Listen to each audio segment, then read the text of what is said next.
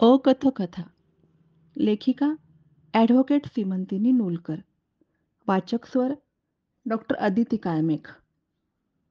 प्रकरण 19. सुमित्रा. लग्नामुळे निर्माण झालेलं नवरा-बायकोचं नातं हे जगातलं सगळ्यात चमत्कारिक नातं. एकमेकांसाठी जीव टाकणारे नवरा-बायको एकदा नातं बिघडलं की एकमेकांच्या जीवावरही उठतात आणि हे कोणत्याही वयात घडू शकतं. असं म्हणता येत नाही की चला झाली लग्नाला 10 वर्ष आता काही प्रश्न नाही. तरुण वयात जर हे प्रश्न उपस्थित झाले तर घटस्फोट, दुसरं लग्न असे मार्ग निघून आयुष्य थोडीफार स्थिरावू शकतात. पण मुलं 18-20 वर्षांची झालेली आहेत, वयाची 45शी ओलांडली आहे. अशा वेळी लग्नाचं तारू भरकटलं तर मात्र अवघडच होऊन बसतं. सुमित्राचं शाळेपासून एकच ध्येय होतं, चार्टर्ड अकाउंटंट व्हायचं. घरची परिस्थिती अतिशय जेमतेम. कष्ट करून, मन मारून, हौस-मौजेचे विचार मनाच्या कोपऱ्यात ढकलत तिनं तिचं शिक्षण स्वतःच्या हिमतीवर पूर्ण केलं आणि प्रॅक्टिसही सुरू झाली. दरम्यान फक्त एकच छोटासा घोटाळा झाला. ती प्रेमात पडली आणि लग्न करून बसली. त्यावेळी तिच्या नवऱ्याबद्दल काही कल्पना असतील, पण वास्तव वेगळंच होतं. तिचा नवरा तिच्या मानानं सामान्य कुवतीचा. काही ध्येय नाहीत, आकांक्षा नाहीत असा. पण उचापती करायला मात्र कमी नाही. स्वतःच्या जीवाला कष्ट द्यायला नकोत, पण जेव्हा जशी गरज पडेल तसे याच्या त्याच्याकडून हात उसने घेऊन कर्ज करून ठेवण्यात पटाईत. ते फेडायचं सुमित्रानं. का? तर चारचौघात बेअब्रू नको, झाकली मूठ झाकलीच राहावी म्हणून. हुशार मुलींच्या मेंदूतले व्यावहारिक विचार करणाऱ्या पेशींची संख्या कमी असते का काय कोणास ठाऊक? व्यावसायिक क्षेत्रात मैदान गाजवणाऱ्या सुमित्राचे वैवाहिक जीवनातले निर्णय मात्र हतबुद्ध करणारेच होते. नवरा मूल झाल्यावर सुधारतो असा बऱ्याच बायकांचा खुळा आशावाद असतो. तसा सुमित्राचाही होता. त्यामुळे नवऱ्याला सुधारण्याची भरघोस संधी देण्यासाठी तिनं 2 मुली होऊ दिल्या. त्याचा परिणाम एवढाच झाला की तिच्याच आर्थिक कौटुंबिक जबाबदाऱ्या वाढल्या. तोपर्यंत नवऱ्याला सवयच होऊन गेली. कामधंदा नाही, मुलींची जबाबदारी नाही, घरी काय हवं नको ते पाहायला नको. नंतर तर तो येता जाता सुमित्राकडेच पैशांसाठी हात पसरायला लागला. हा सगळा तोंड दाबून बुक्क्यांचा मार होता. घरच्यांच्या विरोधात जाऊन प्रेमलग्न केलं होतं. मग आता कोणत्या तोंडाने नवऱ्याची तक्रार करायची हा तिचा मूलभूत प्रश्न. मग मुली मोठ्या होत असताना त्यांच्यासमोर संसाराच्या चिंध्या उघड्या पडायला नकोत ही इच्छा आणि त्यासाठीची धडपडही सुमित्राचीच. आणि समाजाचा प्रतिष्ठेचा बाऊही मनात होताच. बायकांचे जसे भ्रम असतात तसे पुरुषांचेही असतात. 2 मुलं झाली की आता बायको जाते कुठं? अशा प्रकारचा विचार असंस्कृत पुरुषच करत असतात.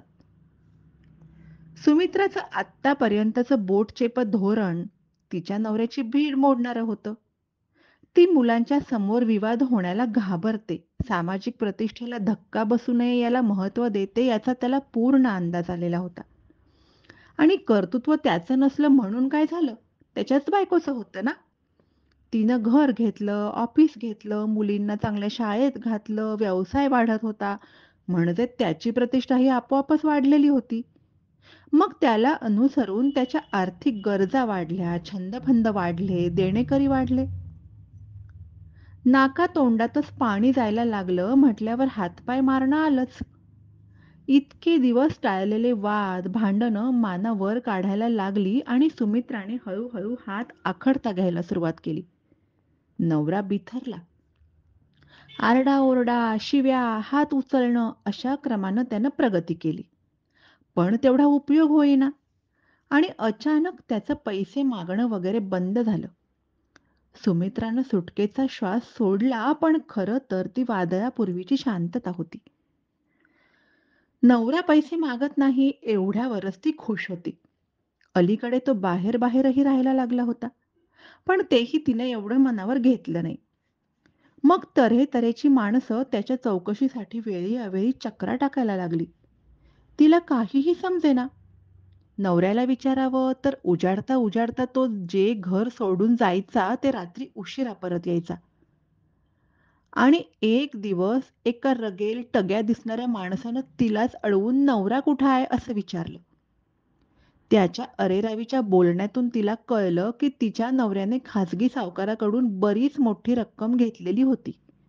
तीही भरमसाठ व्याजाने. आणि आता ते लोक वसुलीसाठी हात धुवून मागे लागले होते. सुमित्राला हा धक्काच होता. प्रकरण साधंसुधं नव्हतं.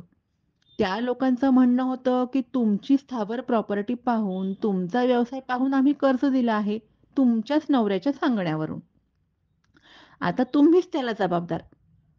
नवरा तर तोंड चुकवत पळत होता. कायद्याचा आधार घ्यायचा तरी त्या लोकांची वागणूक, शाळेत जाणाऱ्या मुली, या सगळ्याबद्दल सुमित्राच्या पोटात भीतीचा गोळा आलेला होता.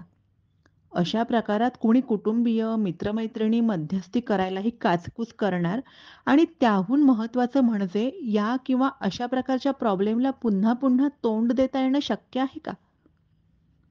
या बेजबाबदार नवऱ्याचं करायचं तरी काय? मदत, आधार, सहानुभूती नावालाही नाही. मुलींचं गाडं मार्गाला लागायचं तेही अवघड होऊन बसेल अशी परिस्थिती. सुमित्राच्या वयाची 40शी होऊन गेलेली. मुली अर्धवट वयातल्या. तिच्या मेंदूचा अगदी भुगा होऊन गेला. पण आता तिच्या सहनशक्तीने मर्यादा ओलांडलेली होती. पण तरीही घटस्फोटाचा मार्ग तिला आततायी मार्ग वाटत होता. आणि त्याच वेळी नवऱ्याचे असले कुठलेही प्रश्न, आर्थिक भानगडी तिला गळ्यात घ्यायच्या नव्हत्या. आता तो घरी न राहिला तरच बरं असं म्हणायची वेळ आली होती. अर्थातच नवरोबा काहीही ऐकून घेण्याच्या मनस्थितीत नव्हतेच. त्यांच्या दृष्टीने सुमित्रानं घराची जबाबदारी घेणं, पैसा पुरवणं हे गृहीतच होतं. आता ती काय करणार आहे, असं त्यानं उघडपणे बोलून दाखवलं. पण अडचणी तिथं मार्ग असतातच. या समस्येवर उपाय होता. Judicial separation. Hindu marriage act section 10 प्रमाणे ज्युडिशियल सेपरेशन म्हणजे कायदेशीर फारकत या तरतुदीचा आधार घेता येतो. काही विशिष्ट परिस्थितीत घटस्फोट नको वाटतो, पण एकत्र राहणंही अशक्य असतं. संमतीने नवरा-बायको वेगळे झाले तर प्रश्नच नाही. पण नवरा दांडगाईनं घरी येतो, त्रास द्यायचा तो देतोच. अशा वेळी दिवाणी कोर्टात अर्ज करून ज्युडिशियल सेपरेशन घेता येते आणि स्वतःचा सहवास, त्रासदायक वर्तणूक दुसऱ्या सहचरावर लादण्यावर कोर्टामार्फत बंधनही घालता येतात. कायद्याप्रमाणे 1 वर्षाचा ज्युडिशियल सेपरेशन कालावधी असतो. त्या दरम्यान नवरा-बायकोचे आपापसातील समज, गैरसमज दूर झाले, चुका उमगल्या, तर पुन्हा एकत्र वैवाहिक आयुष्य काढणंही शक्य असतं आणि या वर्षाच्या कालावधीत आपण स्वतंत्रपणे जगू शकतो, असा आत्मविश्वास आला आणि सहचराबरोबर एकत्रित आयुष्य काढणं शक्य नाही हे लख्ख उमगलं, तर ज्युडिशियल सेपरेशनच्या हुकूमनाम्याच्या आधारावर घटस्फोटाचा मार्ग चोखाळता येतो. स्त्रियांसाठी या ज्युडिशियल सेपरेशनच्या काळात अंतरिम पोटगी, मुलांसाठी पोटगी, निवासाची सोय हे सुद्धा कायद्याने उपलब्ध होऊ शकते. ज्युडिशियल सेपरेशन या पर्यायाचा विचार सुमित्राला मनापासून पटला.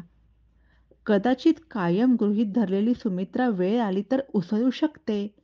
यातून तिचा नवरा काही धडा शिकेल आणि संसार मार्गाला लागेल अशी आशा करायला थोडी जागा.